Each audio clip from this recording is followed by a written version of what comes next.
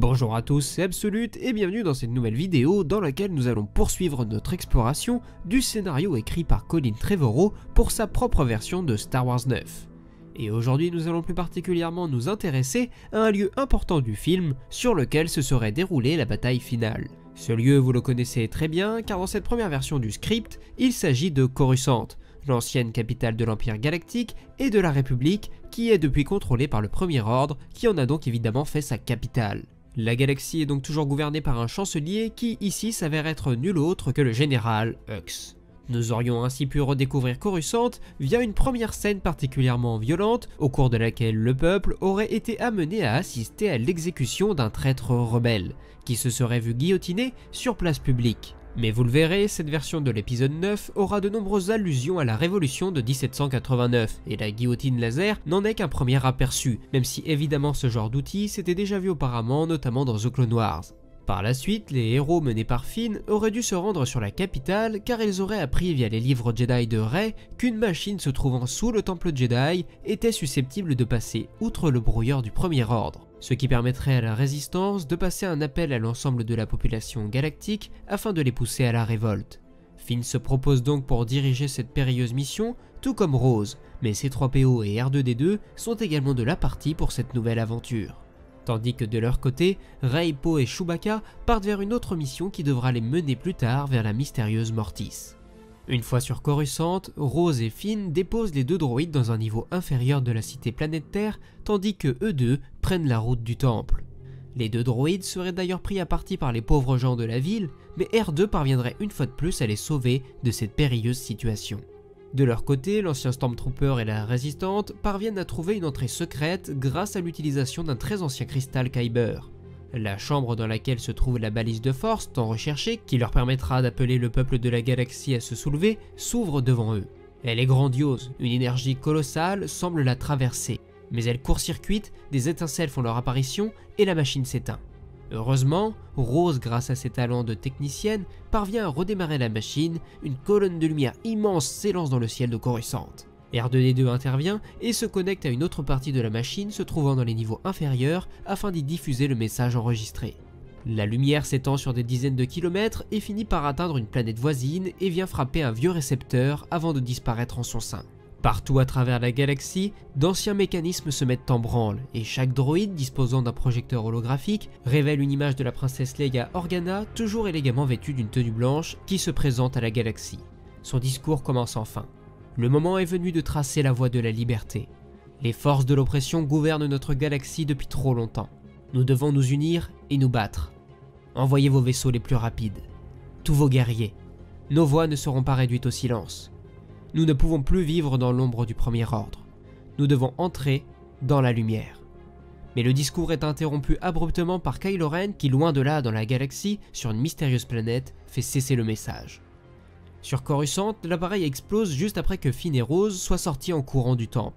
Malheureusement, ils sont accueillis par 3 TIE Fighters qui leur barrent la route, et malgré leur fuite effrénée, Rose est blessée et capturée, tandis que de son côté, Finn parvient à s'enfuir. Dans le même temps, dans une salle d'interrogatoire, Rose est solidement harnachée et en face d'elle se trouve le chancelier Hux.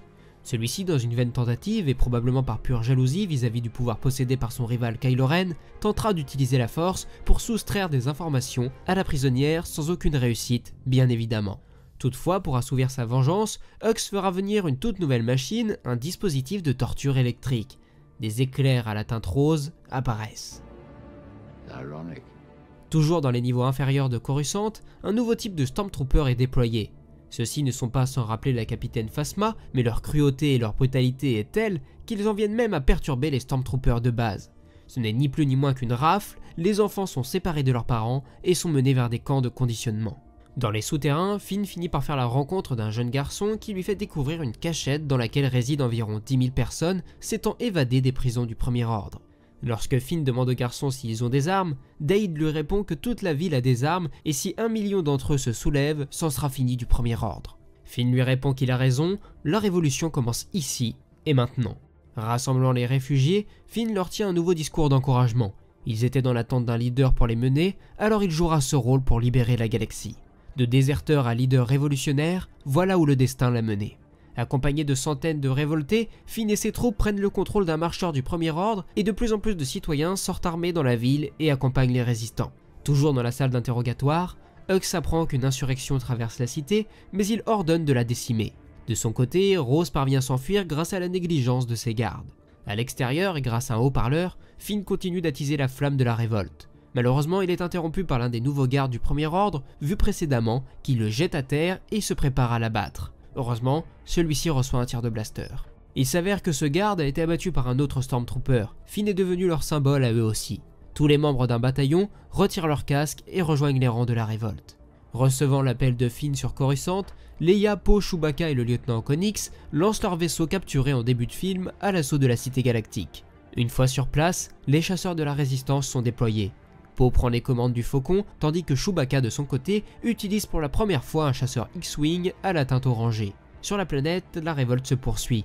Les combats sont présents partout dans les rues. Des AT-AT volés au Premier Ordre sont repeints aux couleurs de la rébellion et l'espoir renaît. La résistance peut l'emporter.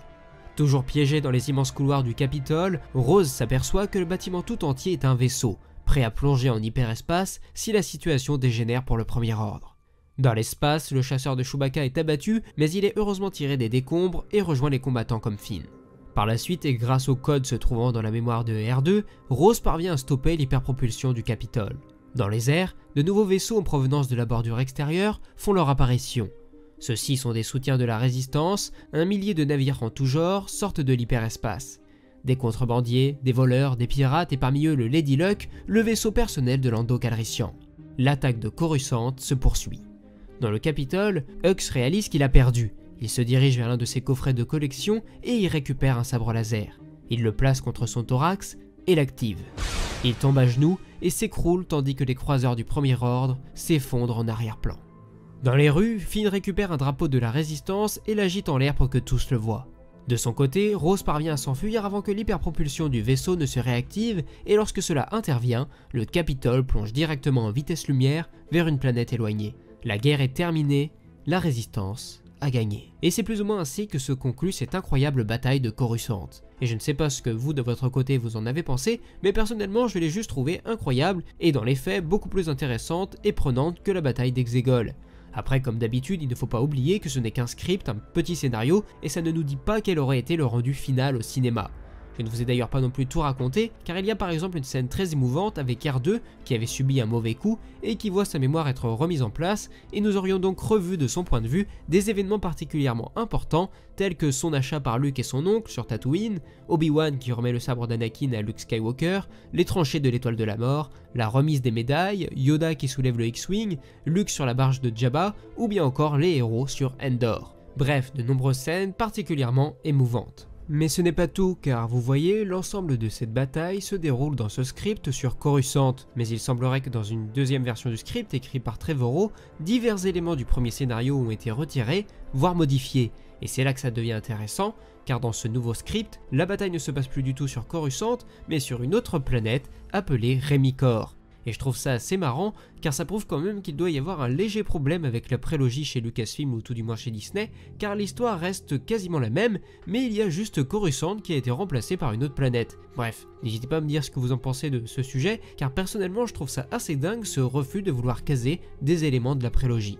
Bref, dans les autres changements, la scène d'ouverture avec l'exécution du traître n'était également plus présente, et il y avait aussi Finn qui se faisait lui aussi capturer par le Premier Ordre, et tandis que Rose était interrogé, lui était envoyé dans un camp de travail forcé où il faisait la connaissance d'un Stormtrooper qui l'aiderait à s'enfuir et le rejoindrait lors de la bataille, ce qu'on retrouvait déjà dans le scénario que je vous ai présenté. Et enfin, il était également dit que Leia Organa serait désignée comme la nouvelle dirigeante de la galaxie après cette victoire finale. Mais sur ce, nous allons nous arrêter là. À la base, je voulais juste faire une petite vidéo, mais bon, faut croire que je me suis un peu loupé. Enfin bon, j'espère que ça vous aura fait plaisir malgré tout. La vidéo est donc à présent terminée, n'hésitez pas à vous abonner, on n'a jamais été aussi près des 100 000 et c'est juste quelque chose d'incroyable, je ne vous remercierai jamais assez. Enfin bref, je dis encore merci à toutes les personnes qui me soutiennent sur Tipeee, Utip et YouTube, donc merci à WaWarriors, Christophe, Black, Ahsoka, Elmred, Timothée, Charles, Eric, Nox Academia, The Space Babyleur, Tissou, Raphaël et Bastien et tous les autres que j'ai pu oublier, merci à vous tous. Et moi il ne me reste plus qu'à vous dire à la prochaine, c'était Absolute et que la force soit avec vous, ciao.